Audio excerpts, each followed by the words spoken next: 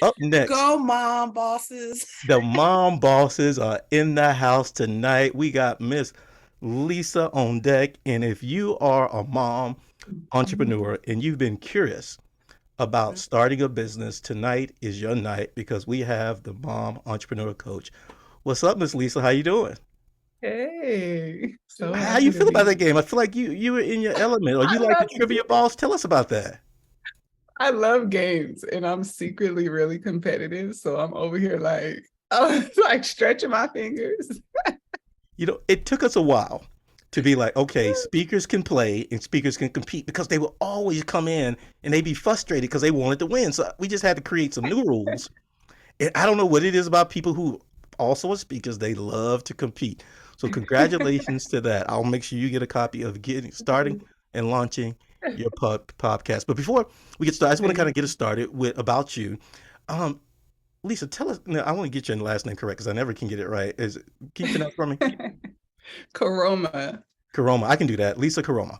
Lisa Yeah. Koroma, what I'm calling the mom entrepreneur coach. Tell us a little bit about you, your background, and how you became the entrepreneur coach you are today.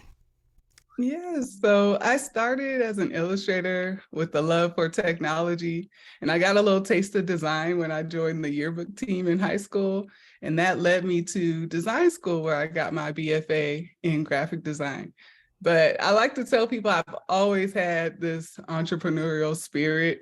In elementary school, I saved my Halloween candy and I knew everybody was going to eat theirs. So right before Thanksgiving break, I sold my candy in school.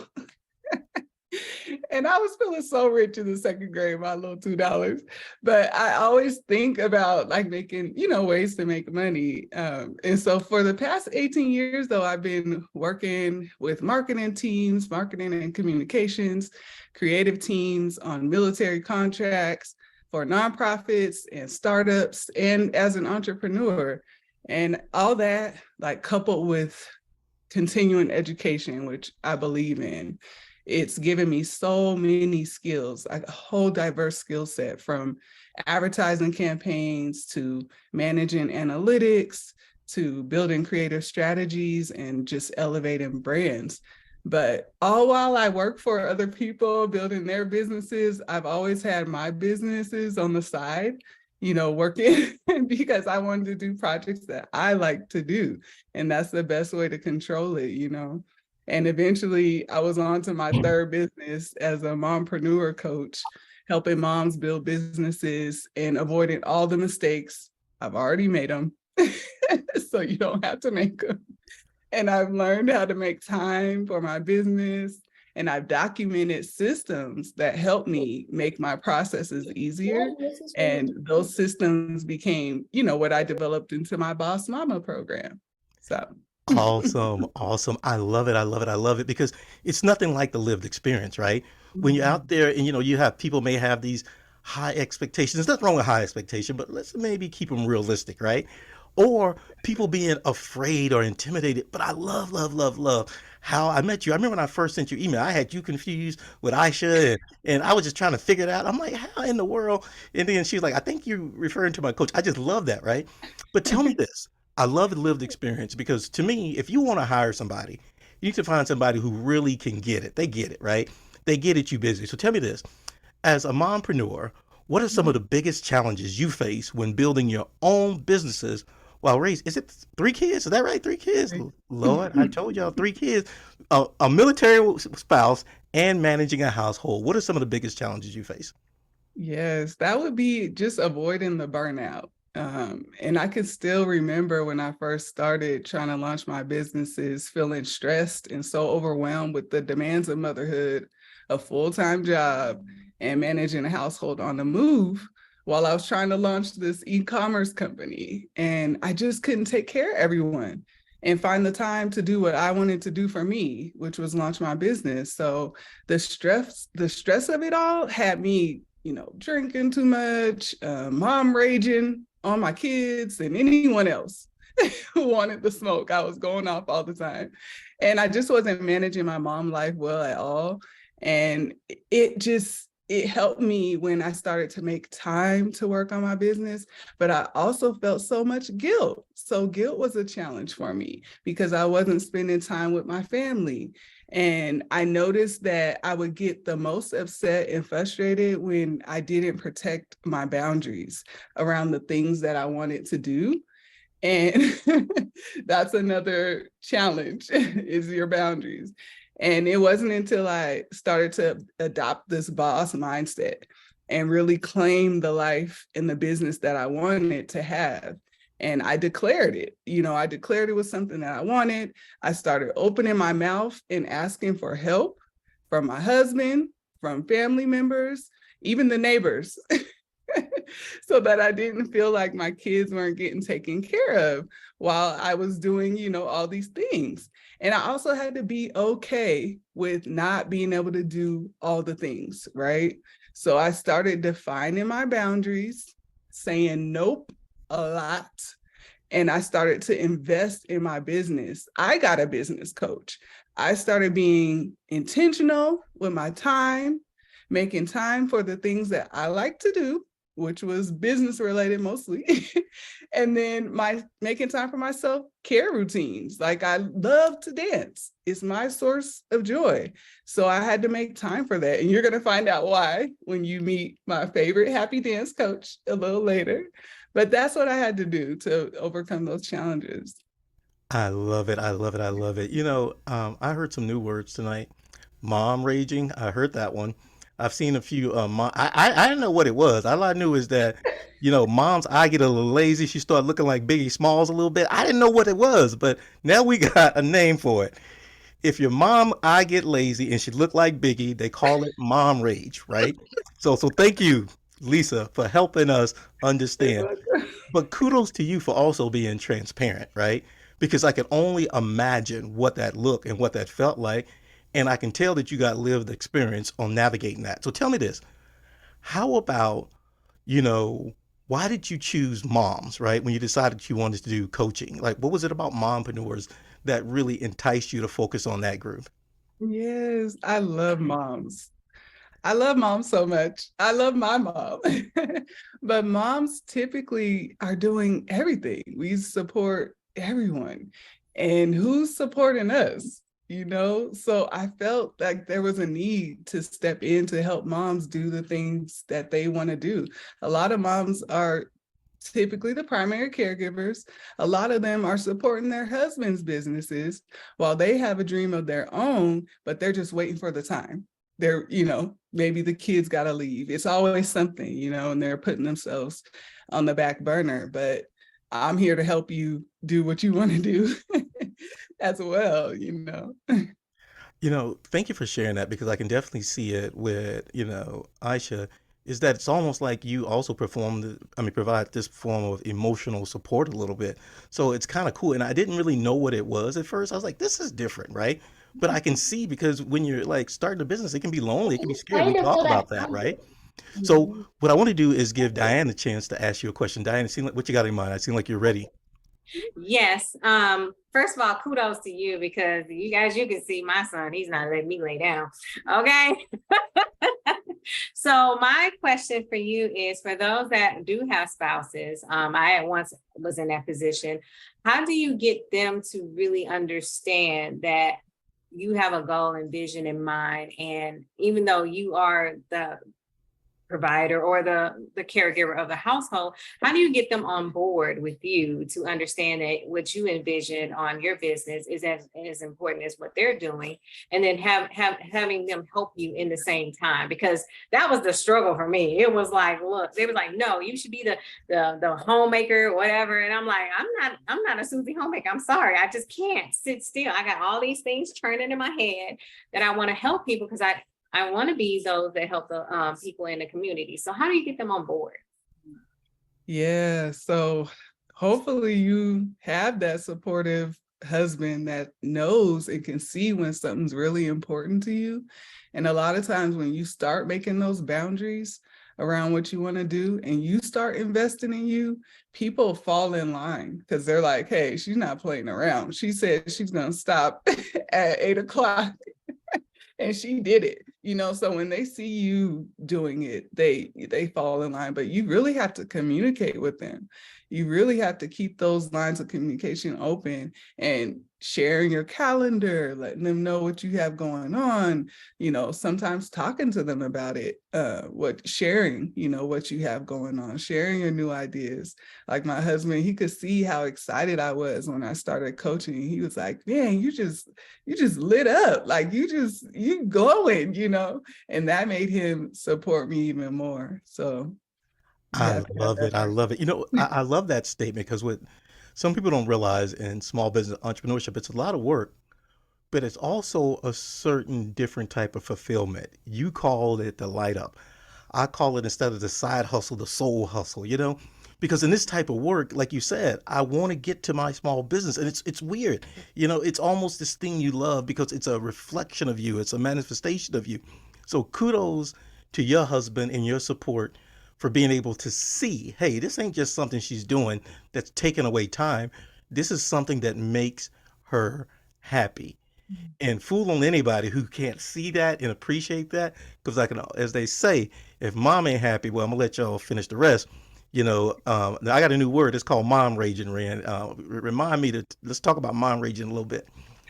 A couple more questions, and then we're going to transition to what I'm calling the most unique thing. Now here at Southern Soul, we have what we call the chair dancers. I don't know if y'all seen them, but they sophisticated, they ladies, But tonight we got Miss Aisha of, how I say, is it undignified or yes, dance.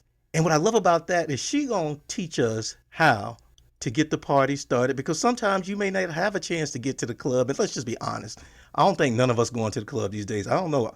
Lisa looked at me sideways. She said, I still, but I don't know. But for the rest of us, right, we may need to, do something virtual. And I'm glad we got Aisha here and she's going to tell us a story.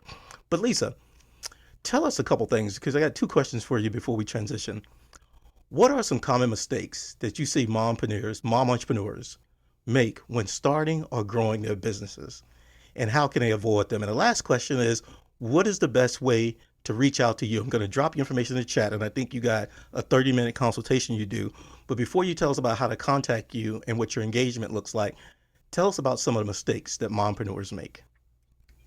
Yes, there are many, but one of the most common is not wanting to be visible in their business, wanting to take a back seat and hide and not be the face of their business.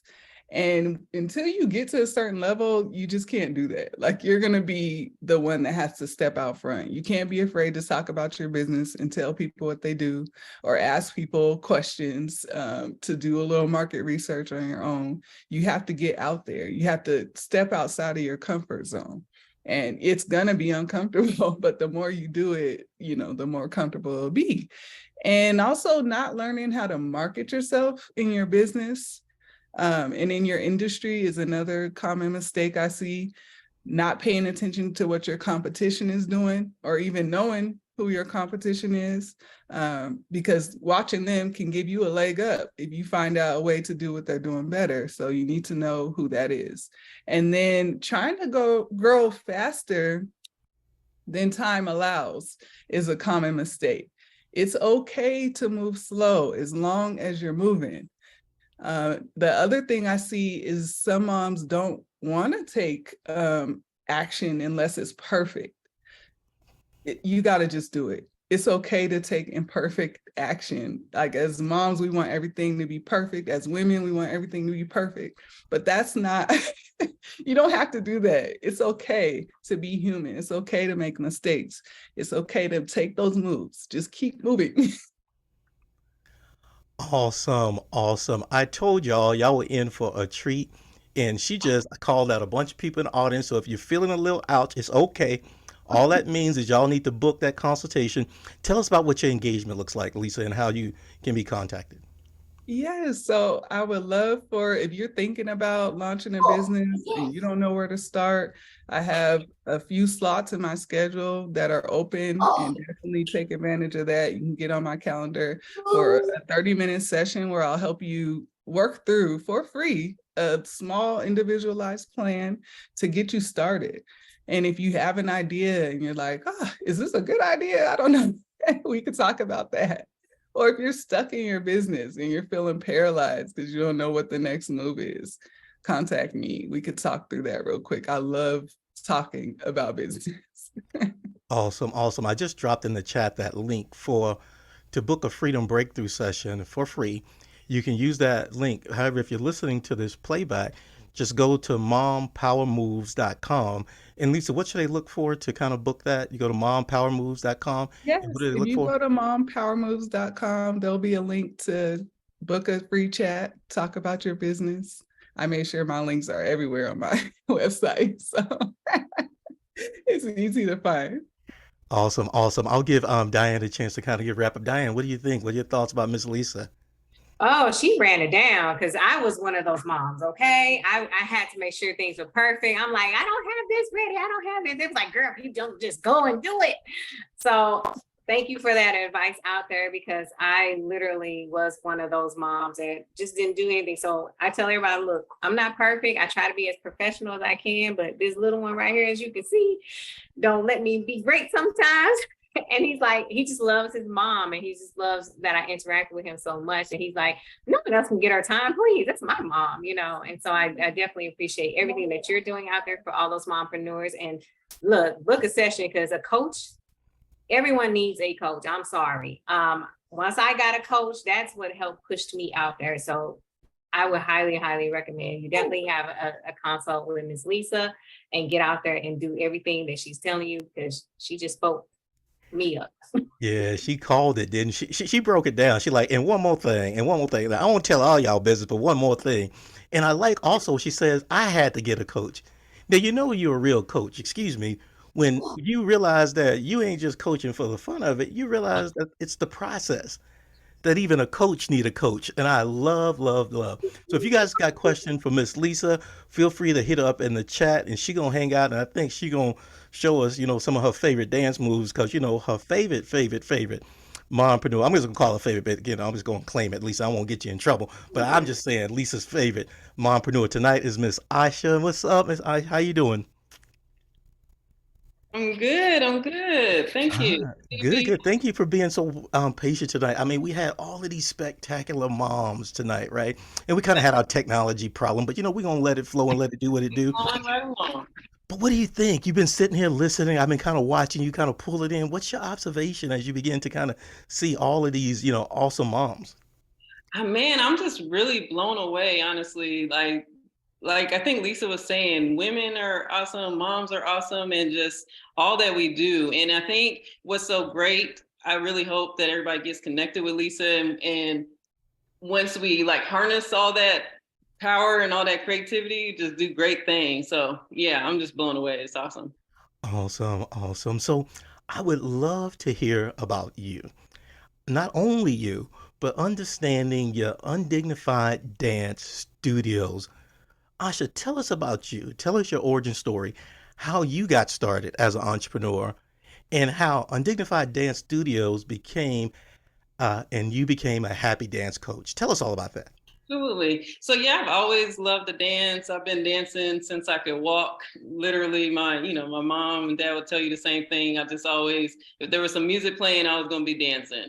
And it's just always been like such a sense of joy and just just brought me so much joy. So as I've gotten older and I've just realized how much stress comes with adulthood and adulting and with the more we stress, the older we get, the less we exercise, the less we do things that bring us joy.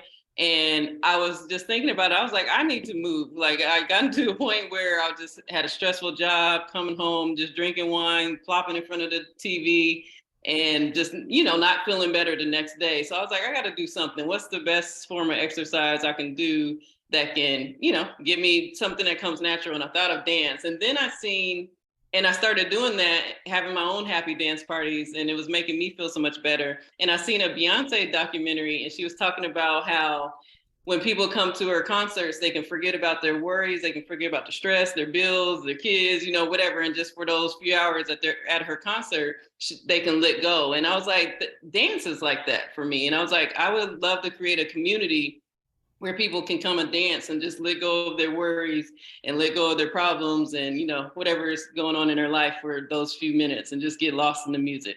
So that's, that's when Undignified Dance Studios kind of came to my mind.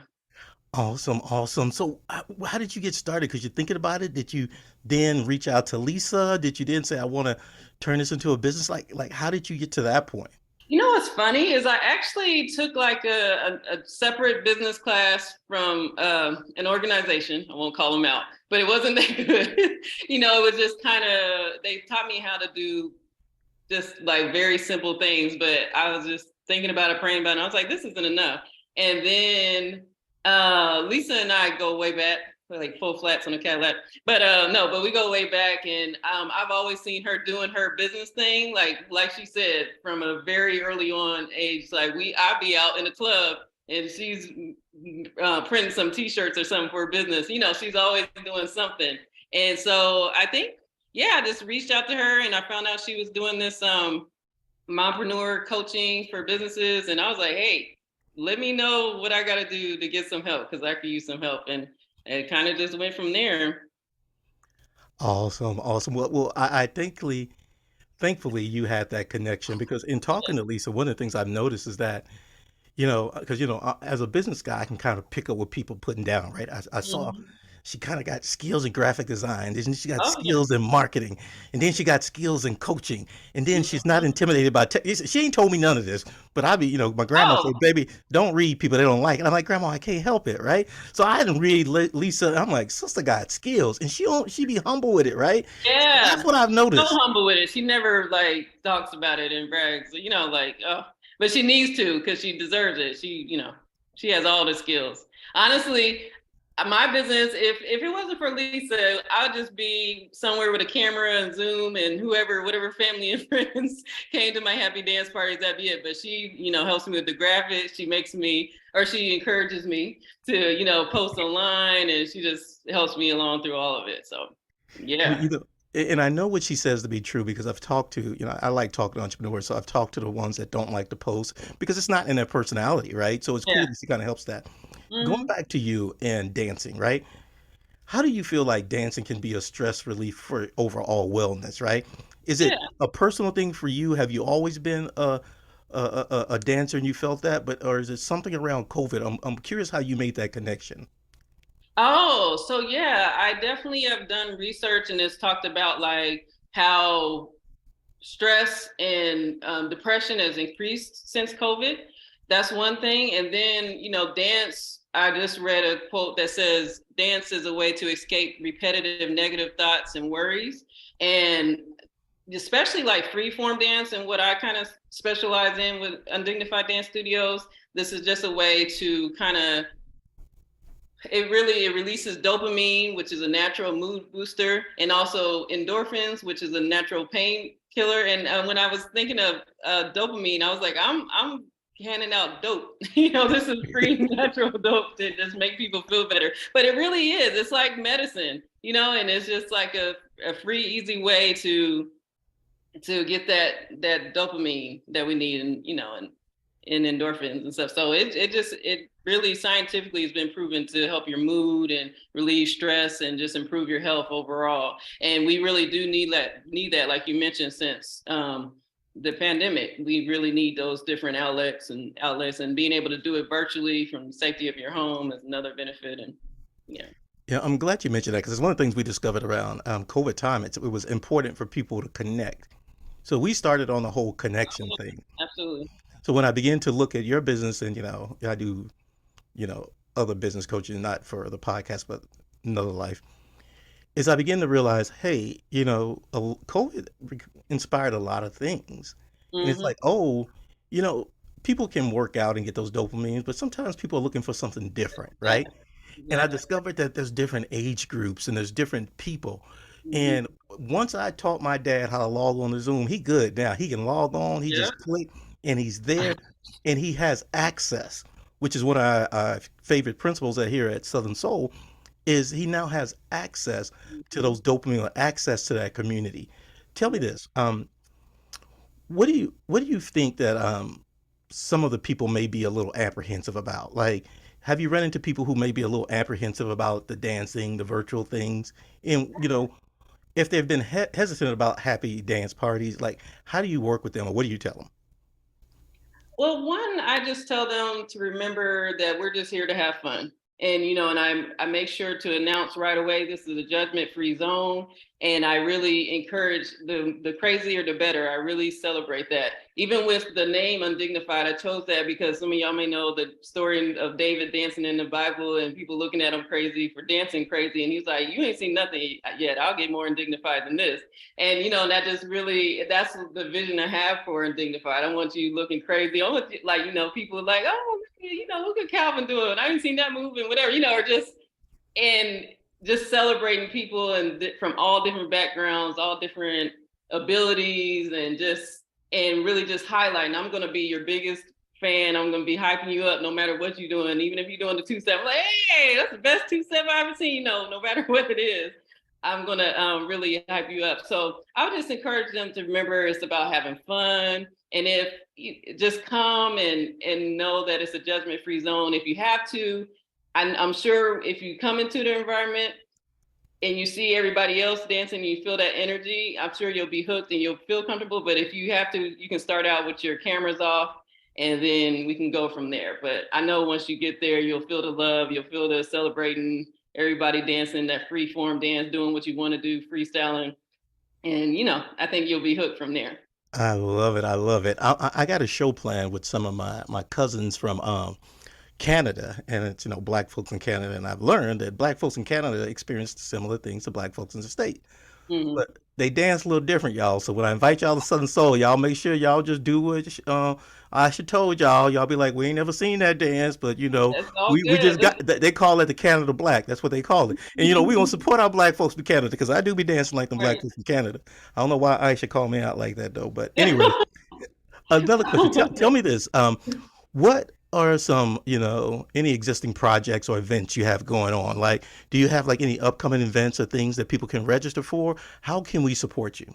Yeah, so I have upcoming or reoccurring happy dance parties. They'll be happening weekly. The next one is going to be Sunday at 6 o'clock. So you can go to any of my social media pages, Undignified Dance Studios on Facebook, on Instagram, and undignifieddancestudios.com, and find out more information about how to register for those happy dance classes on Eventbrite.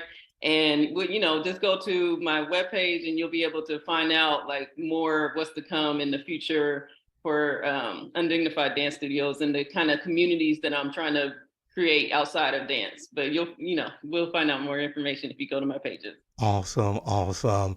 As we wrap up and then we get ready to transition, Diana, I want to give Diana a chance to ask you a question. And I'm going to get the music and the playlist ready. And y'all, what we're going to do is we're going to get started. I'll tell you what y'all got on deck tonight. We're gonna get started. Aisha's gonna give us a trial of what the her dance party's like. Then we got none other than the real K Boogie, who's gonna do a freestyle mix of '90s.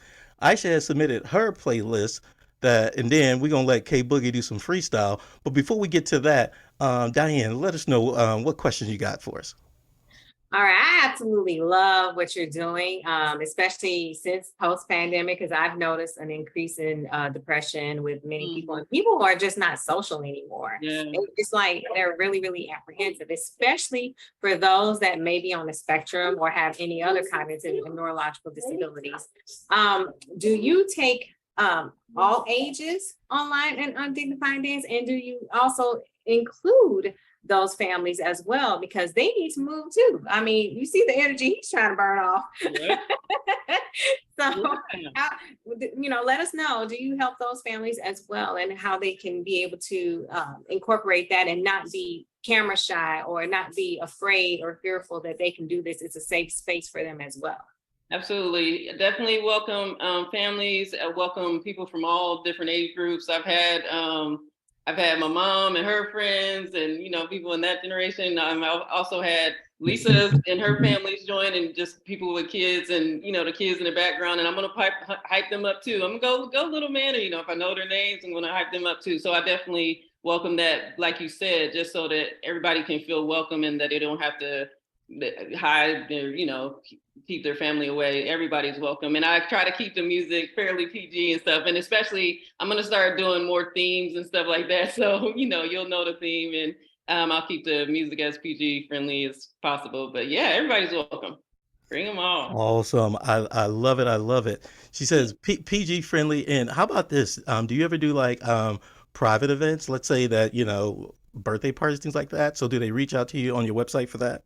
Yes, I've done corporate events. Eventually I would like to start doing more of that, like during business meetings and stuff like that. I've done that. And also, I would love to be doing some birthday parties and whatever. I can work with all ages. And I actually work, Diane, at a place for people with intellectual disabilities. And I plan on having some happy dance parties with the clients that work there as well. So I'm working with all different abilities and ages, and I do birthday parties, really whatever it is. I'm like a party starter. That's what I've been doing for years. So yeah. Awesome. Awesome. Well, I think I got my playlist ready. We got the real K